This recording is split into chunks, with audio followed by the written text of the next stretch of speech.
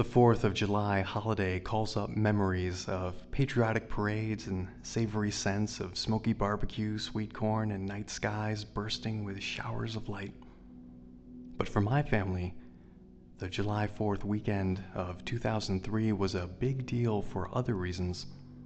My wife, Sonia, and I had planned to take the kids to visit Sonia's brother, Steve, and his family in Sioux Falls, South Dakota. It would be our first chance to meet our nephew, Bennett, born 2 months earlier. Plus, our children, Cassie and Colton, had never been to the falls before. Yes, there really is a Sioux Falls in Sioux Falls. But the biggest deal of all was this. This trip would be the first time we'd left our hometown of Imperial, Nebraska since a family trip to Greeley, Colorado in March had turned into the worst nightmare of our lives. To put it bluntly, the last time we had taken a family trip, one of our children almost died. Call us crazy, but we were a little apprehensive this time, almost to the point of not wanting to go. Now, as a pastor, I'm not a believer in superstition. Still, some weird, unsettled part in me felt that if we just hunkered down close to home, we'd be safe. Finally, though, reason and the lure of meeting little Bennett, whom Steve had told us was the world's cutest baby, won out. So we packed up a weekend's worth of paraphernalia in our blue Ford Expedition and got our family ready to head north. Sonia and I decided the best plan would be to get most of the driving done at night. That way, even though Colton would be strapped into his car seat against his 4-year-old I'm a big kid will, at least he'd sleep for most of the trip. So it was a little after 8 p.m. when I backed the expedition out of our driveway, steered past Crossroads Wesleyan Church, my pastorate, and hit Highway 61. The night spread clear and bright across the plains, a half-moon white against a velvet sky. Imperial is a small farming town tucked just inside the western border of Nebraska. With only 2,000 souls and 0 traffic lights, it's the kind of town with more churches than banks, where farmers stream straight off the fields into the family-owned cafe at lunchtime, wearing Wolverine work boots, John Deere ball caps, and a pair of pliers for fence mending hanging off their hips. So Cassie, age 6, and Colton were excited to be on the road to the big city of Sioux Falls and meet their newborn cousin. The kids chattered for 90 minutes to the city of North Platte, with Colton fighting action figure superhero battles and saving the world several times on the way. It wasn't quite 10 p.m. when we pulled into the town of about 24,000, whose greatest claim to fame was that it was the hometown of the famous Wild West showman, Buffalo Bill Cody. North Platte would be about the last civilized stop, or at least the last open stop, we'd pass that night as we headed northeast across vast stretches of cornfields, empty of everything but deer, pheasant, and an occasional farmhouse. We had planned in advance to stop there to top off both the gas tank and our bellies. After a fill-up at a Sinclair gas station, we pulled out onto Jeffers Street, and I noticed we were passing through the traffic light where, if we turned left, we'd wind up at the Great Plains Regional Medical Center. That was where we'd spent 15 nightmarish days in March, much of it on our knees, praying for God to spare Colton's life.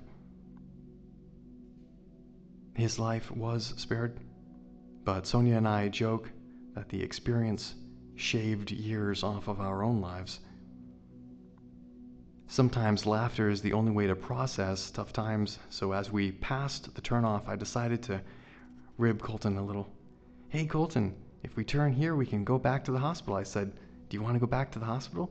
Our preschooler giggled in the dark. "No, Daddy, don't send me. Send Cassie. Cassie can go to the hospital." Sitting next to him, his sister laughed. "Nuh-uh, I don't want to go either." In the passenger seat, Sonia turned so that she could see our son, whose car seat was parked behind mine. I pictured his blonde crew cut and his sky blue eyes shining in the dark, Do you remember the hospital, Colton? Sonia said. Yes, Mommy, I remember, he said.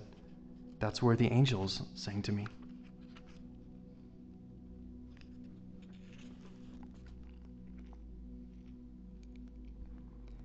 Inside the expedition, time froze. Sonia and I looked at each other, passing a silent message. Did he just say what I think he said? Sonia leaned over and whispered, Has he talked to you about angels before? I shook my head. You? She shook her head. I spotted an Arby's, pulled into the parking lot, and switched off the engine. White light from the street lamp filtered into the expedition. Twisting in my seat, I peered back at Colton. In that moment, I was struck by his smallness, his little boyness. He was really just a little guy who still spoke with an endearing and sometimes embarrassing, call it like you see it, innocence. If you're a parent, you know what I mean. The age when a child might point to a pregnant woman and ask very loudly, Daddy, why is that lady so fat? Colton was in that narrow window of life where he hadn't yet learned either tact or guile.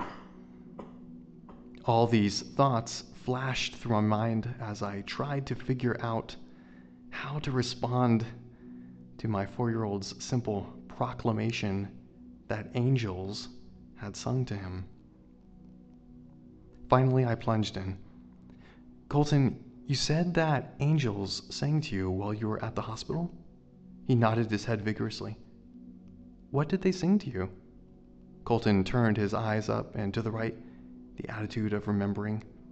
Well, they sang Jesus Loves Me, and Joshua fought the Battle of Jericho, he said earnestly. I asked them to sing We Will Rock You, but they wouldn't sing that. As Cassie giggled softly, I noticed that Colton's answer had been quick and matter of fact, without a hint of hesitation. Sonia and I exchanged glances again, as if to say, what's going on? Did he have a dream in the hospital? And one more unspoken question. What do we say now? A natural question popped into my head. Colton, what did the angels look like? He chuckled at what seemed to be a memory. Well, one of them looked like Grandpa Dennis, but it wasn't him because Grandpa Dennis has glasses. Then he grew serious. Dad, Jesus had the angels sing to me because I was so scared. They made me feel better. Jesus? I glanced at Sonia again and saw that her mouth had dropped open. I turned back to Colton. You mean Jesus was there? My little boy nodded as though reporting nothing more remarkable than seeing a ladybug in the front yard. Yeah, Jesus was there. Well, where was Jesus? Colton looked me right in the eye. I was sitting in Jesus' lap. If there are stop buttons on conversations, that was one of them right there. Astonished into speechlessness, Sonia and I looked at each other and passed another silent telegram. Okay, we really need to talk about this. We all piled out of the expedition and trooped into Arby's, emerging a few minutes later with a bag of food. In between, Sonia and I exchanged whispers. Do you think he really saw angels? And Jesus? I don't know. Was it a dream? I don't know. He seemed so sure. Back in the SUV, Sonia passed out roast beef sandwiches and potato cakes, and I ventured another question. Colton, where were you when you saw Jesus? He looked at me as if to say, didn't we just talk about this? At the hospital, you know, where Dr. O'Halloran was working on me. Well, Dr. O'Halloran worked on you a couple of times, remember? I said. Colton had both an emergency appendectomy and then an abdominal clean-out in the hospital, and later we had taken Colton to have some keloid scarring removed, but that was at Dr. O'Halloran's office. Are you sure it was at the hospital? Colton nodded. Yeah, at the hospital. When I was with Jesus, you were praying and Mommy was talking on the phone. What? That definitely meant he was talking about the hospital. But how in the world did he know where we had been? But you were in the operating room, Colton, I said. How could you know what we were doing? Because I could see you, Colton said matter-of-factly. I went up out of my body and I was looking down and I could see the doctor working on my body, and I saw you and Mommy. You were in a little room by yourself praying, and Mommy was in a different room and she was praying and talking on the phone. Colton's words rocked me to my core. Sonia's eyes were wider than ever, but she said nothing. She just stared at me and absently bit her sandwich. That was all the information I could handle at that point. I started the engine, steered the expedition back onto the street, and pointed us toward South Dakota. As I hit I-80, pasture lands unrolled on either side, dotted here and there with duck ponds that glinted in the moonlight. By then it was very late, and soon everyone else was snoozing as planned. As the road hummed underneath me, I marveled at the things I had just heard. Our little boy had said some pretty incredible stuff, and he had backed it up with credible information, things there was no way he could have known. We had not told him what we were doing while he was in surgery, under anesthesia, apparently unconscious. Over and over, I kept asking myself, how could he have known? But by the time we rolled across the South Dakota state line, I had another question. Could this be real? The family trip, when our nightmare began, was supposed to be a celebration. In early March 2003, I was scheduled to travel to Greeley, Colorado for a district board meeting of the Wesleyan Church. Beginning the August before, our family had traveled a rocky road, 7 months of back-to-back injury and illness that included a shattered leg, 2 surgeries, and a cancer scare, all of which combined to drain our bank account to the point where I could almost hear sucking sounds when the statements came in the mail. My small pastor's salary hadn't been affected, but our financial mainstay was the overhead garage door business we owned. Our medical trials had taken a heavy toll. By February, though, we seemed to be on the other side of all that. Since I had to travel anyway, we decided to turn the board meeting trip into a kind of marker in our family life, a time to have a little fun, revive our minds and spirits, and start moving forward again with fresh hope. Sonia had heard of a neat place for children to visit just outside Denver called the Butterfly Pavilion. Billed as an invertebrate zoo, the Butterfly Pavilion opened in 1995 as an educational project that would teach people about the wonders of insects as well as marine critters and the kinds that live in tide pools. These days, children are greeted outside the zoo by a towering and colorful metal sculpture of a praying mantis.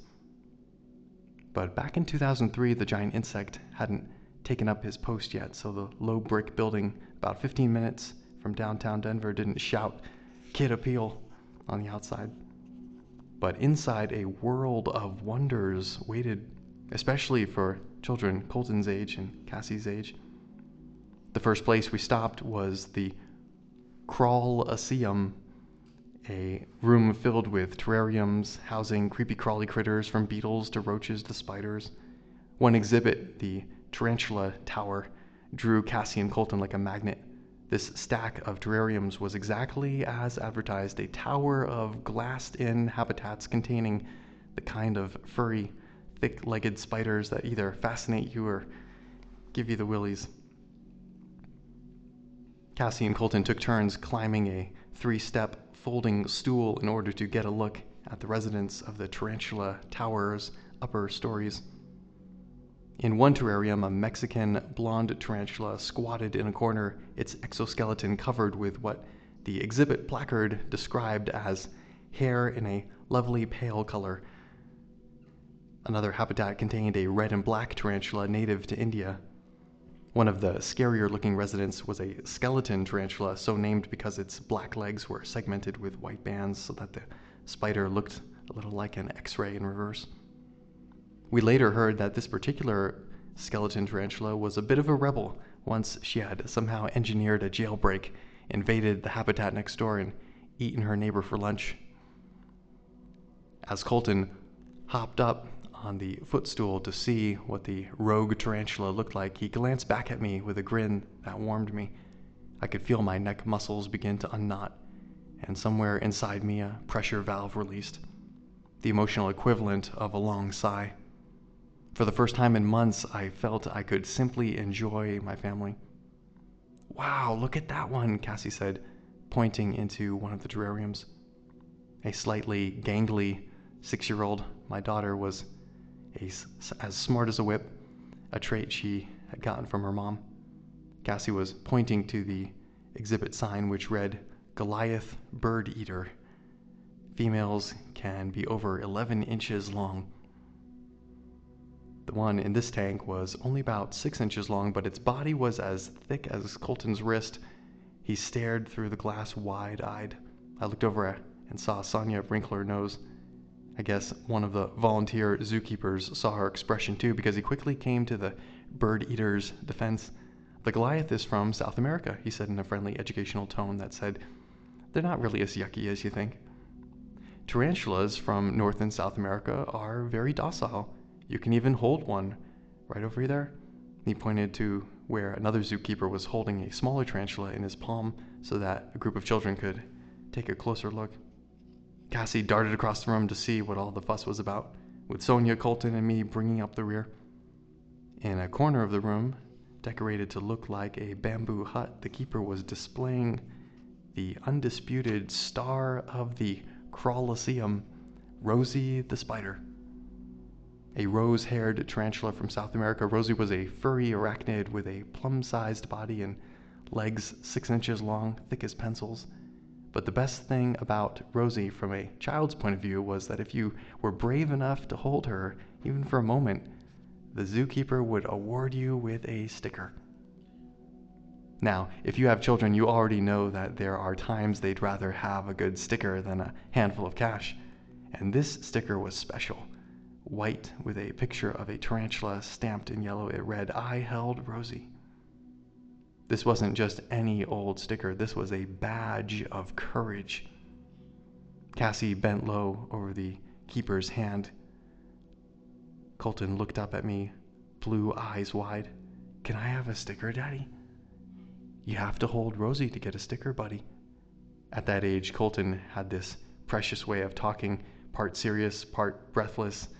Golly gee wonder.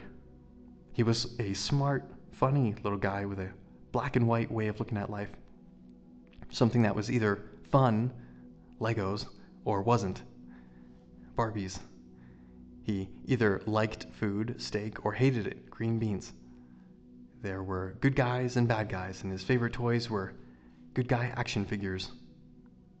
Superheroes were a big deal to Colton. He took his Spider-Man, Batman, and Buzz Lightyear action figures with him everywhere he went. That way, whether he was stuck in the backseat of the SUV or in a waiting room or on the floor at the church, he could still create scenes in which the good guys saved the world. This usually involved swords, Colton's favorite weapon for banishing evil. At home, he could be the superhero. I'd often walk into the house and find Colton armed to the teeth, a toy sword tucked through each side of his belt, and one in each hand. "I'm playing Zorro, Daddy, wanna play?" Now Colton turned his gaze to the spider in the keeper's hand, and it looked to me that he wished he had a sword right then, at least for moral support. I tried to imagine how the spider must look to a little guy who wasn't even 4 feet tall. Our son was all boy, a rough and tumble kid who had gotten up close and personal with plenty of ants and beetles and other crawling creatures, but none of those creepy crawlies had been as big as his face, with hair nearly as long as his own, as was Rosie the spider. Cassie straightened and smiled at Sonia. "I'll hold her, Mommy. Can I hold Rosie?" "Okay, but you'll have to wait your turn," Sonia said.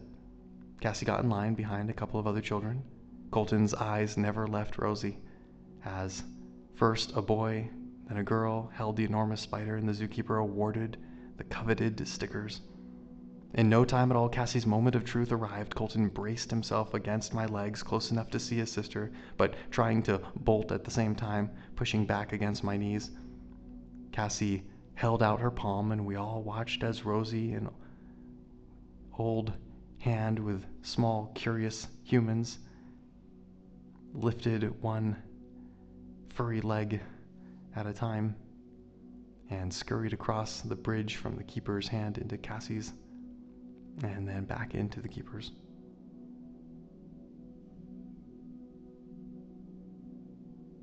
"You did it," the keeper said, as Sonia and I clapped and cheered. "Good job." Then the zookeeper stood, peeled a white and yellow sticker off a big roll and gave it to Cassie. This, of course, made it even worse for Colton, who had not only been upstaged by his sister, but was now also the only stickerless Burpo child. He gazed longingly at Cassie's prize, then back at Rosie, and I could see him trying to wrestle down the fear. Finally, he pursed his lips, dragged his gaze away from Rosie, and looked back up at me. "I don't want to hold her." "Okay," I said. "But can I have a sticker?" "No. The only way you get to have one is to hold her." "Cassie did it. You can do it if you want to. Do you want to try, just for a second?" Colton looked back at the spider, then at his sister, and I could see the wheels turning behind his eyes. "Cassie did it. She didn't get bitten." Then he shook his head firmly. "No, but I still want a sticker," he insisted.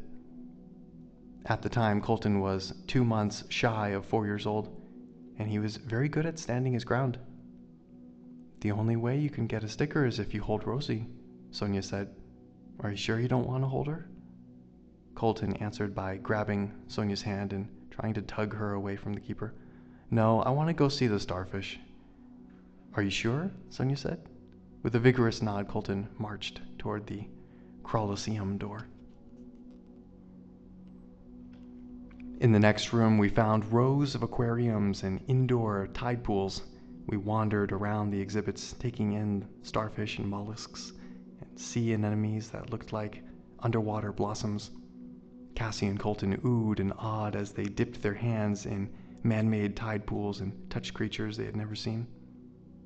Next, we stepped into a massive atrium bursting with jungle leaves, vines tumbling down, branches climbing toward the sky. I took in the palm trees and exotic flowers that looked as if they'd come from one of Colton's storybooks.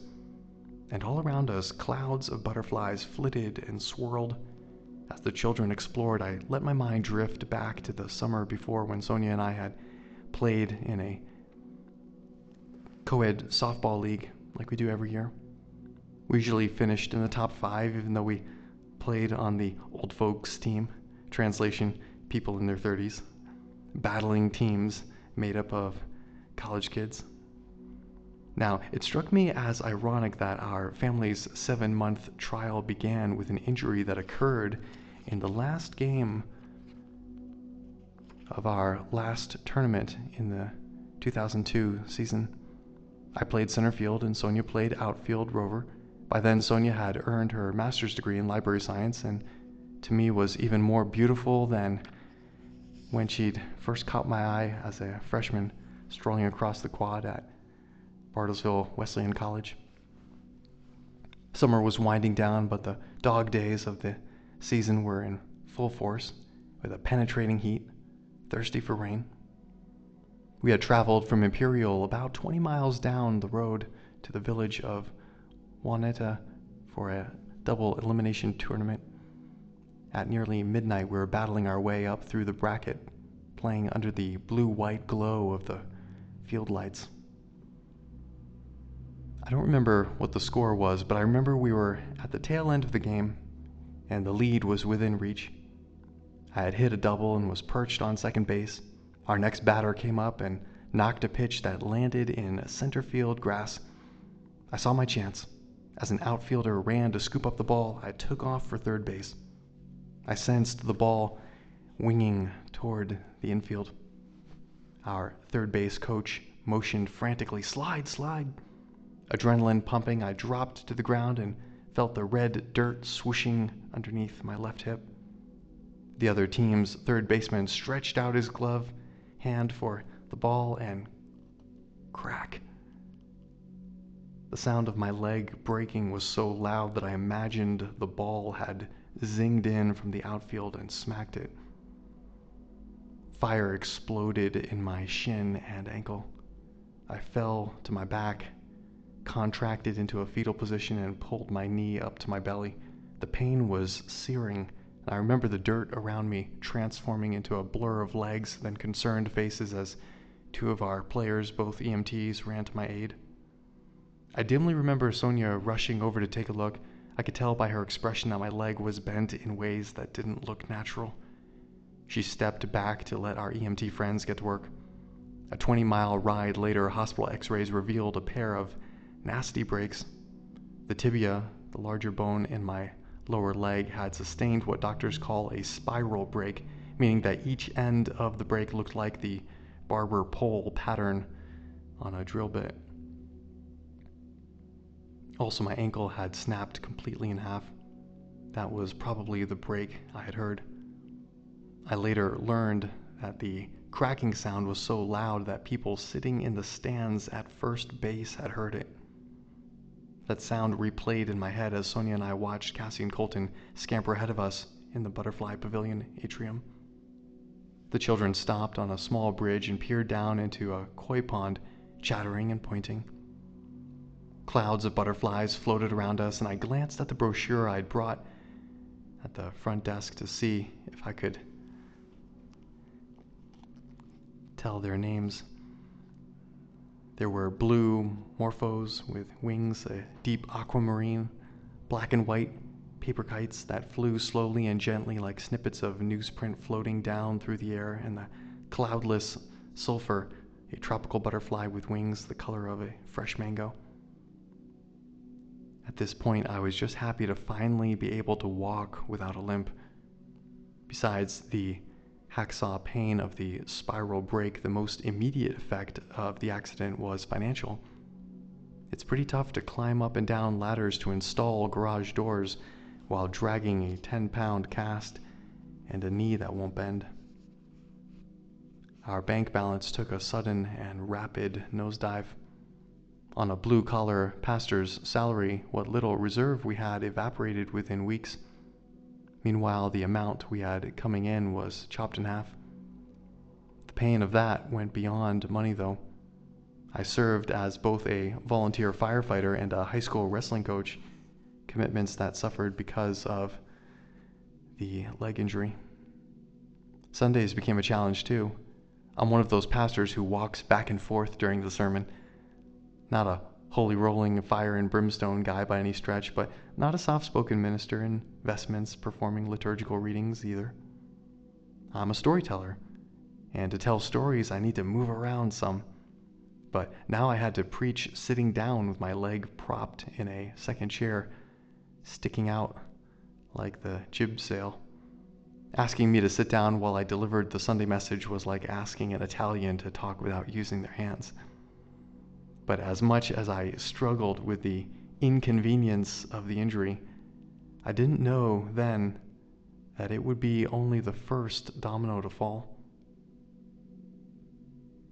One morning that October, right about the time I'd gotten used to hobbling everywhere on crutches, I woke to a dull throbbing in my lower back. I knew instantly what the problem was: kidney stones. The first time I had a kidney stone, it measured 6 millimeters and required surgery. This time, after a round of tests, doctors thought the stones were small enough to pass. I don't know whether that was a good thing, though. I passed them for 3 days. I had once slammed my middle finger in the tailgate and cut the tip off. And that was like baking cookies compared to this. Even breaking my leg into 4 pieces hadn't hurt as bad. Still, I survived. By November, I'd been hobbling around on crutches for 3 months, and I went in for a checkup. The leg's healing correctly, but we still need to keep it casted, the orthopedist said. Anything else bothering you? Actually, there was. I felt a little weird bringing it up, but the left side of my chest had developed a knot right beneath the surface of the nipple. I'm right-handed and had been leaning on my left crutch a lot while writing, so I thought maybe the underarm pad of that crutch had rubbed against my chest over a period of weeks, creating some kind of irritation beneath the skin, a callus of some kind. The doctor immediately ruled that out. Crutches don't do that, he said. I need to call a surgeon. The surgeon, Dr. Timothy O'Halloran, performed a needle biopsy. The results that came back a few days later shocked me. Hyperplasia. The translation was the precursor to breast cancer. Breast cancer. A man with a broken leg, kidney stones, and come on, really? Breast cancer? Now, when other pastors in my district got wind of it, they started calling me Pastor Job, after the man in a biblical book of the same name who was struck with a series of increasingly bizarre symptoms, tragedies. For now, though, the surgeon ordered the same thing he would have if a woman's biopsy had come back with the same results, a lumpectomy. Strong Midwestern woman that she is, Sonia took a practical approach to the news. If surgery was what the doctor ordered, that's the path we would walk. We'd get through it as a family. I felt the same way, but it was also about this time that I also started feeling sorry for myself. For one thing, I was tired of loping around on crutches. Also, a lumpectomy isn't exactly the manliest surgery in the world. Finally, I'd been asking the church board for a long time to set aside money for me for an assistant. Only after this second round of kidney stones did the board vote to authorize the position. Instead of feeling grateful as I should have, I indulged myself with resentment. So I have to be a cripple and be on the verge of a cancer diagnosis to get a little help around here? I thought to myself. My pity party really got rolling one afternoon. I was down on the first floor of the church property, a finished basement, really where we had a kitchen and a classroom and large fellowship area. I just finished up some paperwork and began working my way upstairs on the crutches. Down at the bottom, on the first step, I started getting mad at God. This isn't fair, I grumbled aloud as I struggled up the stairs one crutch at a time, one step at a time. I have to suffer and be in this pathetic state for them to give me the help I've needed all along. Feeling pretty smug in my faux martyrdom, I had just reached the top landing when a still, small voice arose in my heart. And what did my son do for you? Humbled and ashamed of my selfishness, I remembered what Jesus said to the disciples. A student is not above his teacher, nor a servant above his master. Sure, I'd had a few rough months, but they were nothing compared to what a lot of people in the world were going through even at that very minute. God had blessed me with a group of believers whom I was charged to shepherd and serve, and here I was griping at God because those believers weren't serving me. Lord, forgive me, I said, swung forward with renewed strength, as if my crutches were eagle's wings. The truth was, my church was serving me, loving me through a special time of prayer they'd set aside. One morning, in the beginning of December, Dr. O'Halloran called me at home with strange news. Not only was the tissue benign, it was entirely normal breast tissue. I can't explain why, he said. The biopsy definitely showed hyperplasia, but so we would expect to see the same thing in the breast tissue removed during the lumpectomy, but the tissue was completely normal. I don't know what to say. I don't know how that happened. I knew. It was God.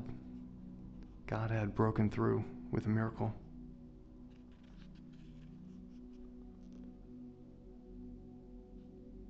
That next month, the cast came off. With the cancer scare and kidney stones behind us, I spent a couple of months learning to walk again. First with a walking cast, then with a pretty nasty limp, slowly working my atrophied muscles back to health again. By February, I finally achieved some independence just in time for a district board meeting of our church denomination in Greeley, Colorado, set for the first week in March. You need to get away, Sonia told me a couple of weeks before the board meeting. Just get away and have a little fun. Now, here we were at the butterfly pavilion. A monarch butterfly fluttered past, its bright orange wings segmented in black like stained glass. I breathed a prayer of thanks that our trip had happened at all. 2 days before, on Thursday, Colton had begun telling Sonia that his stomach hurt. I was already in Greeley, and at the time, Sonia was teaching a Title I class at Imperial High School. Not wanting to put the school to the expense of a substitute, she asked our good friend Norma Dannett if she would watch Colton at her home so that Sonia could go to work. Norma, who was like a favorite aunt to our children, immediately said yes, but at midday, Sonia's cell phone rang. It was Norma. Colton's condition had taken a nosedive. He had a fever with chills and, for the most part of the morning, had lain nearly motionless on Norma's couch, wrapped in a blanket. He says he's freezing, but he's sweating like crazy, Norma said, clearly concerned. She said Colton's forehead was covered in beads of sweat as big as teardrops. Norma's husband, Brian, had come home, taken one look, and decided Colton was sick enough that he should go to the emergency room. Sonia called me in Greeley with the news, and just like that, I saw our trip to celebrate the end of a string of injury and illness being canceled by more illness. Sonia checked out of work early, scooped up Colton from Norma's house, and took him to the doctor, who revealed that a stomach flu was working its way around town. Through that night, our trip remained up in the air. Separately, in Greeley and Imperial, Sonia and I prayed that Colton would feel well enough to make the trip, and by morning, we got our answer. He was better. During the night, Colton's fever broke, and by afternoon Friday, he was his old self again. Sonia called to me, "We're on our way." Now, at the Butterfly Pavilion, Sonia checked her watch. We were scheduled to meet Steve Wilson, the pastor of Greeley Wesleyan Church, and his wife Rebecca for dinner that evening, and the children still wanted to get in a swim at the hotel pool. There was zero chance of them swimming in Imperial in March, so this was a rare opportunity. "Okay, we should probably head back to the hotel," Sonia said. I looked at her and then at Colton. "Hey, bud, it's time to go." "Are you still sure you don't want to hold Rosie?" I said. "Last chance to get a sticker. What do you think?" Emotions played all over Colton's face like sunshine and clouds in a vast moving weather front. By now, even his big sister had been ribbing him a little about being afraid. As I watched, Colton narrowed his eyes and set his jaw. He wanted that sticker. "Okay, I'll hold her," he said, "but just for a little bit." Before he could change his mind, we all trooped back to the Crawlyceum, and I corralled the keeper. "This is Colton, and he wants to give it a try," I said. The keeper smiled and bent down. "Okay, Colton, are you ready?" Stiff as a board, our son held out his hand, and I bent over and cradled it in my own. "Now, this is super easy, Colton," the keeper said. "Just hold your hand out flat and still. Rosie's very gentle. She won't hurt you." The keeper raised his hand, and Rosie sidled over to Colton's hand and back to the keeper's waiting hand on the other side, never slowing down. We all broke into cheers and clapped for Colton as the keeper handed him his sticker. He had faced the fear. It was a big victory for him. The moment seemed like icing on the cake of a perfect day. As we left the Butterfly Pavilion, I reflected back over the past several months. It was hard to believe that the broken leg, the kidney stones, the lost work, the financial stress, 3 surgeries, and the cancer scare had all happened in half a year's time. In that moment, I realized for the first time that I had been feeling like I'd been in a fight. For months, I'd had my guard up, waiting for the next punch life could throw. Now, though, I felt completely relaxed for the first time since that previous summer. If I'd let my mind roll with that boxing metaphor just a little longer, I might have followed it to its logical conclusion. In a boxing match, the fighters absorb some vicious blows because they're ready for them.